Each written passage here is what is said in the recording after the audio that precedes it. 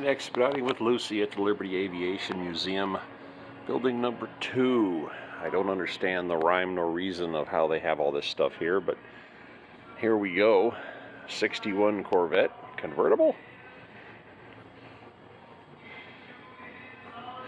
In my humble opinion, most of these cars are probably here because the owners donated them in a sense to have them here for display purposes, and they get free parking indoors. That's my 2 cents.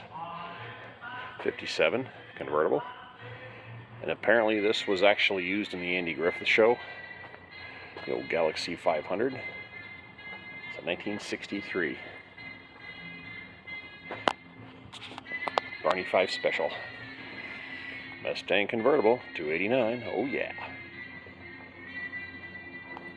This huge section over here is dedicated to fire engines and models and the real deal.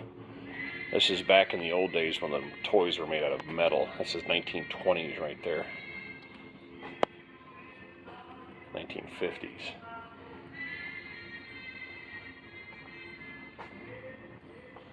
And then we have this gorgeous thing right here. Again, more fire trucks, and I don't understand the aviation aspect of this, but it's gorgeous, and I'm glad somebody saved this. That says a 1919 White Motor Company.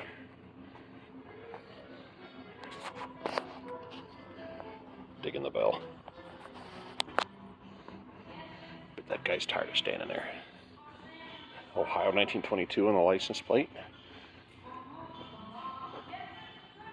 A 1917 tractor. Ironically, my great-grandfather had a tractor from 1915. One of the first people in New York to have one.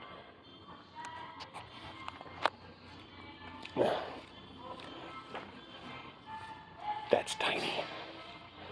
But this one, you have to drag by hand. This is a Waco open cockpit 2-seater. This was the primary training aircraft for countless pilots during the War of the Allied Nations.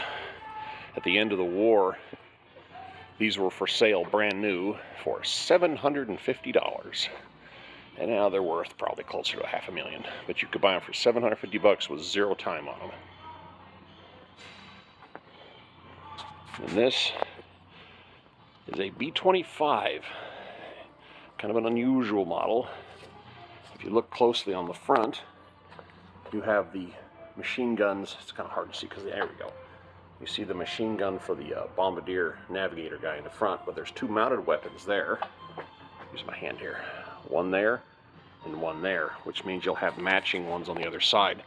This was the gun model for strafing, mostly against Japanese shipping, and they also had a field option where they would take out the co-pilot seat and put in a 75mm cannon, and there was a gun barrel. It's called the G model, I think.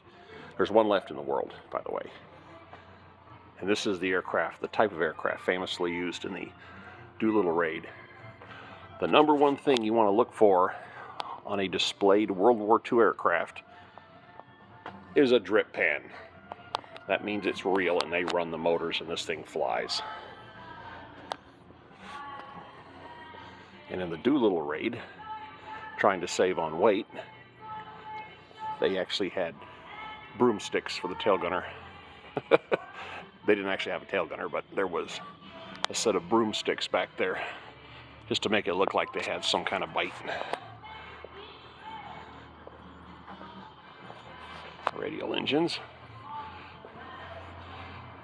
That is a German personnel carrier. It's not armored, I looked. It's called a Horsch. Again, these are fairly rare simply because the German military wasn't motorized that much. Even at the height of their mechanization, they were still half horse-drawn. And this is a Horsch 108 Type 40. Looks like aftermarket stick. I don't think it's air-cooled. That's unusual. Like this is that's a Chevy of, so it's a Ford. Must be a Satellite with a really cool looking matching Shasta trailer. Mash anyone? These were in the military for about 50 years until they got rid of them. The 1950s hot rod craze. I don't know what that is, but I tell you, Fat Boy ain't getting in it. Again, I think this is more of a holding place for people's toys. But they're nice to look at. I like the bus. My wife took one look at that and said, that could be our travel vehicle.